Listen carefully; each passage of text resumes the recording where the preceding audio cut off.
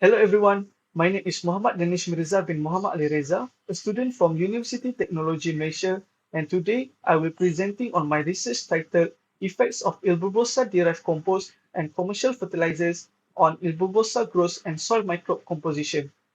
With the increasing demand of sustainable agriculture and circular farming, my study investigates the potential of turning Elytrian bulbosa plant waste, specifically its leaf and bark parts, into compost-based fertilizers.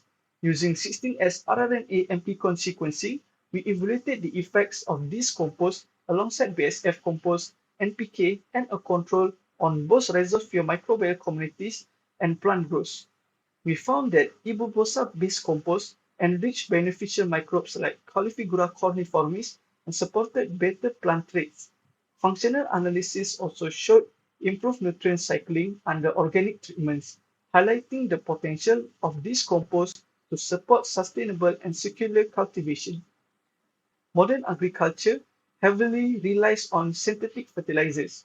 While they boost productivity, they also contribute to soil degradation, microbial imbalance, and water pollution. As an alternative, sustainable farming emphasizes recycling waste. E. bulbosa, also known as bawang dayak, is a medicinal plant rich in bioactive compound, but generates unused bulk and leaf waste. So this research explores whether that waste can be turned into compost to serve as a circular, eco-friendly alternative to, to chemical fertilizers. There are three main objectives in this study. The first one is to compare the rhizosphere microbial communities under different fertilizer treatments using 16S rRNA amplicon sequencing.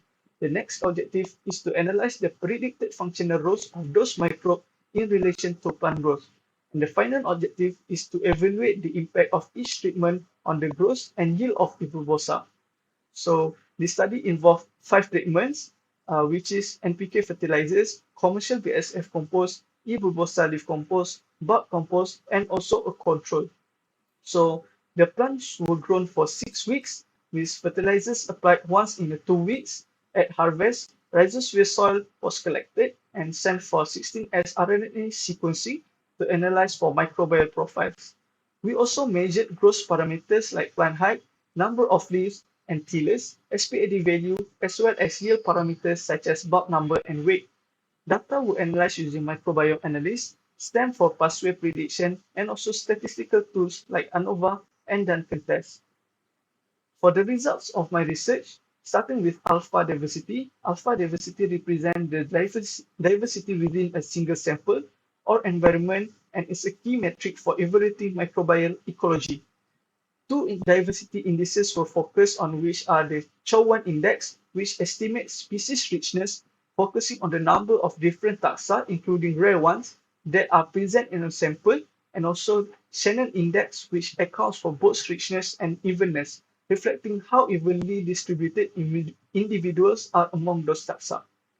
BSF compost treatment showed the most balanced and also diverse microbial community based on its Shannon index, while NPK had the highest richness CHO1 index but with lower evenness, indicating microbial dominance by certain species. For beta diversity, which reflects the differences in microbial community composition between samples or treatment groups, the Bray-Curtis PCOA plot showed that NPK samples clustered distinctly from the organic treatments. This means NPK significantly altered microbial community structure and also compared to organic amendments. Looking at the relative abundance of the microbes, at the phylum level, Planktomycetota was highly abundant in bulk compost, while firmicutes, especially Lactococcus, dominated in NPK-treated soils. And at the species level, Califigura corniformis was more abundant in bulk compost, whereas Lactococcus dominated in NPK, indicating a microbial imbalance. For functional prediction, STEM analysis showed that organic treatments, especially bulk compost, enhance beneficial pathways like TCA cycle, sulfate assimilation, and also nitrate reduction, which are important for nutrient cycling.